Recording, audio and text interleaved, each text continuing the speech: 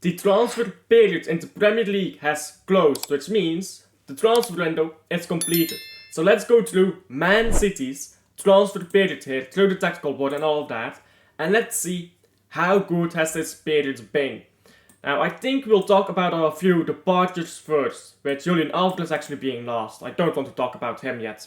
So obviously, a few youth players left, like Bellis, and this is a permanent transfer, I believe. Then Doyle. Young Kuto is unknown again. I believe Young Kuto will sign a permanent deal with a different club at some point. Mainly because if you look at our current squad, we have Rico Lewis coming through as our young right back here. Like he's in midfield here, but that's only because he steps into midfield. He really plays more like this.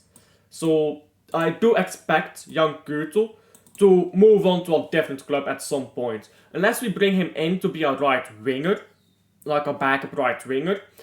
But I don't think that will happen. So young Kuto leaves, Doyle leaves, that's also a good transfer in my opinion. Because I don't think he was that good of a player, to be honest. Hardwood Ballas, just a bunch of youth players. Perone on loan again. I do think he'll leave at some point too. I think he's just not getting into the team at the moment.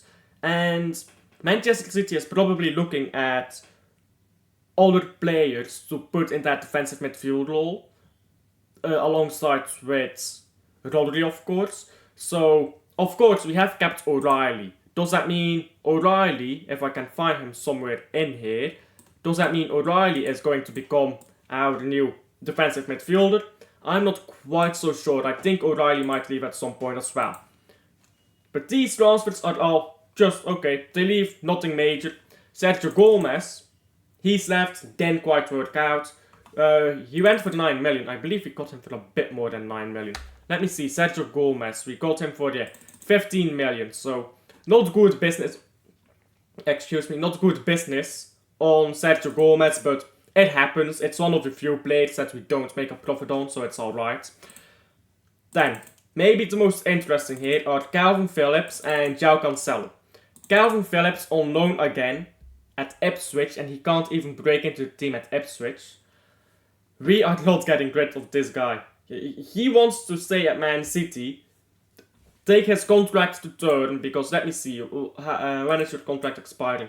He wants to take his contract to term, then probably go to a championship club. Because let's be honest, he gets great wages. Why would he not want to just take his contract to term? There's no reason for him not to. So, we aren't quite gonna get rid of him, I believe. I think he'll leave on a free at some point, which it did say 2025 here, but I don't know if that is the loan deal or if that is his contract at Man City. I hope it is his contract at Man City. The best deal here that we have of departures is João Cancelo to Al Hilal. João Cancelo, he was just not getting out, was he? He was a burden on our squad. We were paying him big wages, and a lot of people are not happy with the price, which is listed at 25 million euros here. I believe the actual price was like 20 million pounds, so I'm not quite sure what that translates to into euros. I believe it's like 23 million euros. Lots of people weren't happy with the price, but you've got to think about this, right? We were paying this guy outrageous wages, and he wasn't playing, he was on the bench. We were trying to loan him out constantly because we couldn't get rid of him. Going to Saudi and getting some money for that, even if it's not a lot, it is a good deal. Now, obviously, we did make quite a bit of profit here in the transfer window. That is mainly because of 2 reasons.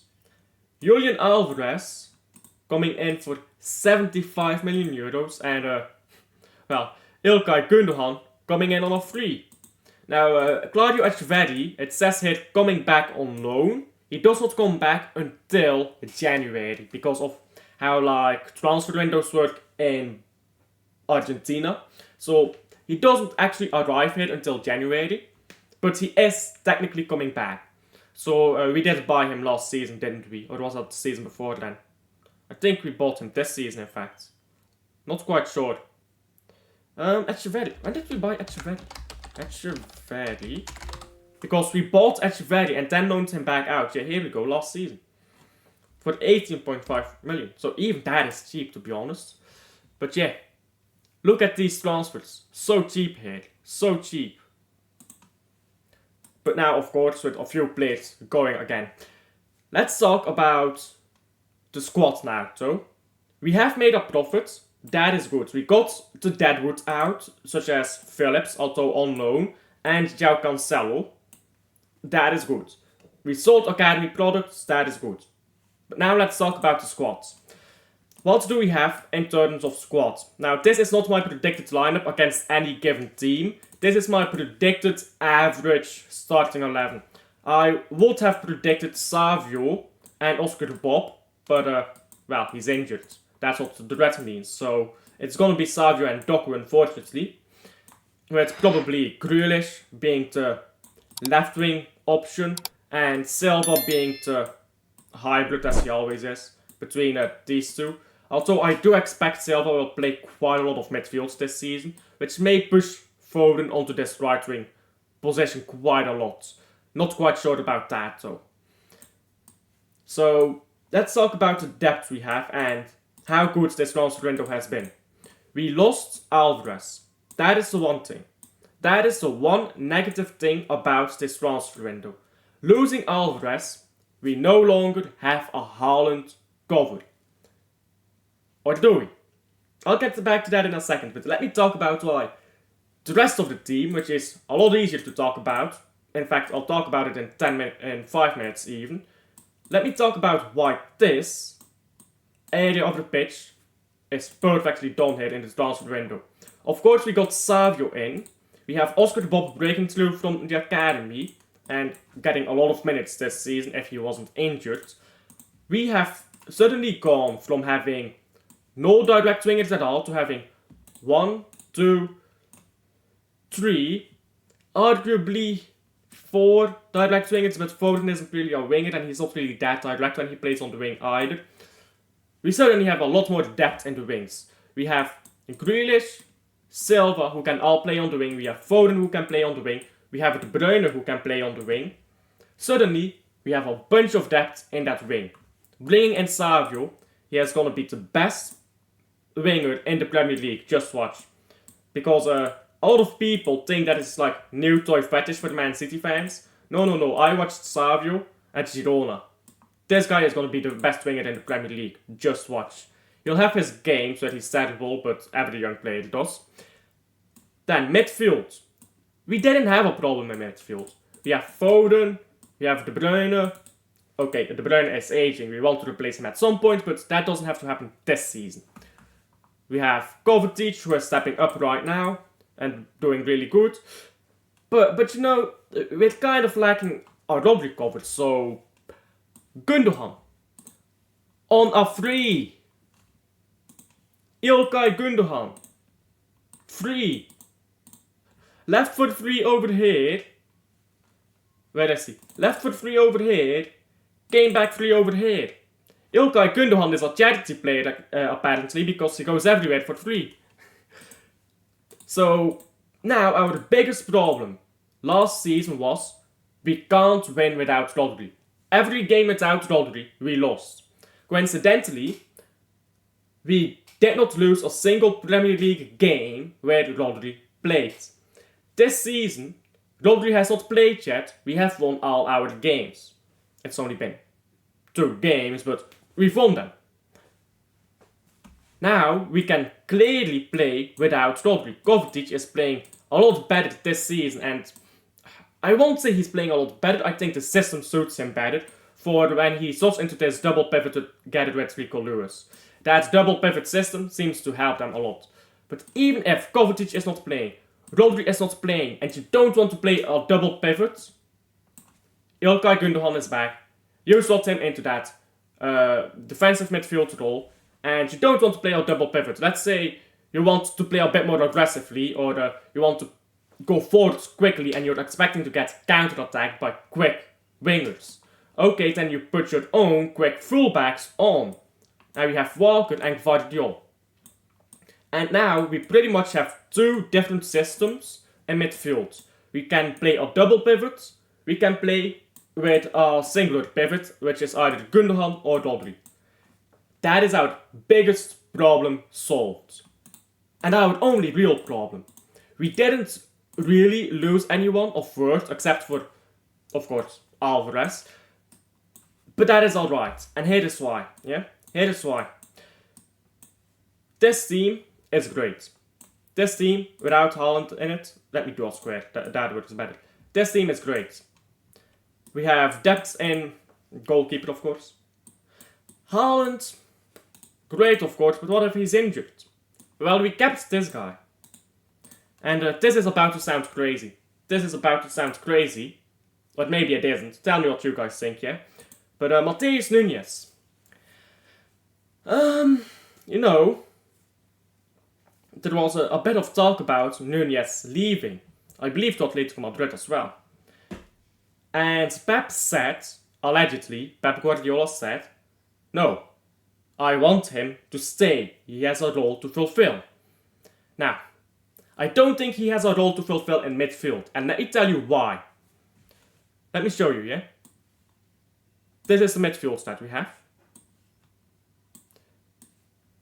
There we go, there we go, there we go. And Gundogan somewhere in here. So you tell me that Nunes gets minutes in this midfield. He doesn't. Like, let's be honest. He does not get minutes in this midfield. So clearly, Pep Guardiola doesn't want Nunes to stay to play in midfield. Okay, then he wants Nunes to play on the wings, maybe. Well, clearly not, because this is the wings that we have. Savio, Silva, Doku, Bob, I suppose, Grealish, if I can find him somewhere. Where did I put him? There we go. He's not getting into the wings either. We have too much depth on the wings. So where does Nunes fit in, if not in midfield or on the wings? He has a forward going player. He's not going to become a centre back. He's not going to become a full back. There is only one spot left if Pep Guardiola is actually serious about this guy getting some proper minutes here this season.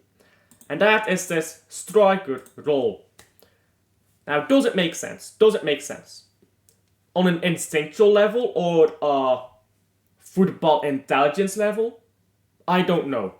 We have not seen Nunes play as a striker.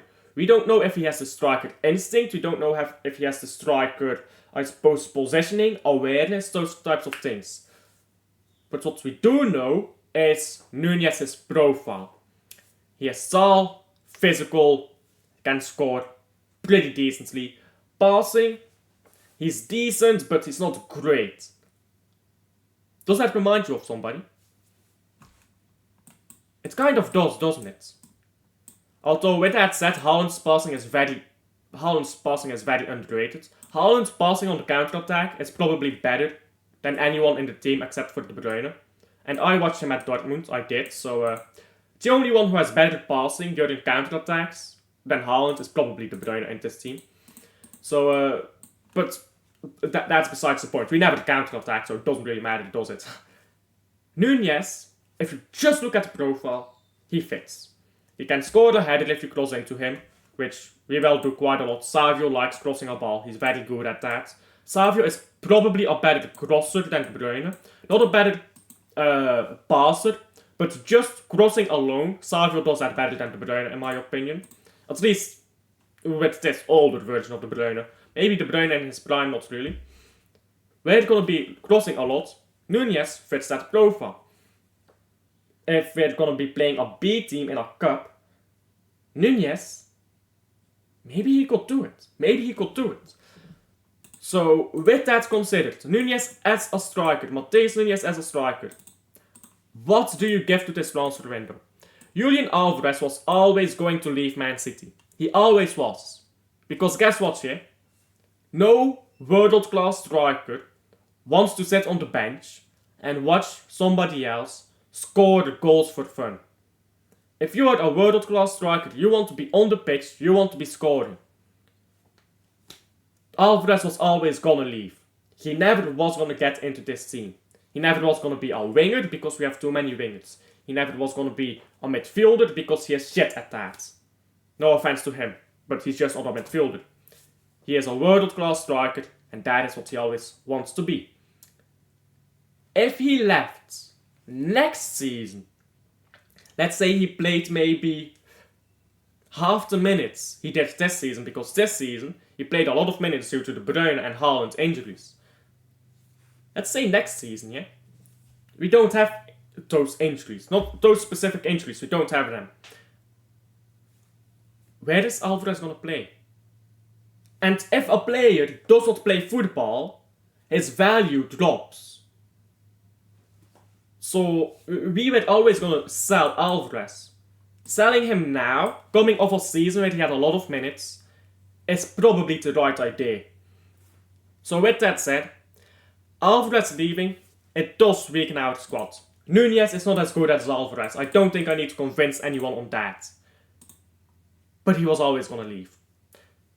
So I think it's fair to say, Gundogan back, backup striker maybe in Nunez, wings absolutely cooking, a lot of academy players sold again, and Cancelo finally gone. Is it fair to say that this is a 10 out of 10 transfer window? I'm not sure, but I'll give it a 9 out of 10 at least. And I'm still making up my mind about this. If you ask me tomorrow, yeah, I might give you a different answer than today. And the day after that, I might give you an even different answer. But I think for today, I will say this transfer window is a 9 out of 10. No, a 9 out of 10. So you guys tell me down below what you thought of this transfer window. I think we're gonna cook the Premier League next season. We should win. So yeah, tell me down below what you think. Please do like and subscribe if you haven't already. Helps out a ton. We just passed 300 subscribers. Thank you guys so much. That was my transfer goal? No. Subscriber goal for the channel this month, which the subscriber goal was actually 230. And then we got to 230 in like the first week of August because you guys are amazing. Thank you guys so much for that. And then I was like, okay, let's go to 300. And I didn't expect to reach it, but you guys, thank you so much to everyone liking, subscribing, helps out a ton. And I'll see you guys on the next one, yeah? I'm doing a watch along pretty soon, but I want to eat something first, so I'll end this video quickly. I'll see you guys on the next one.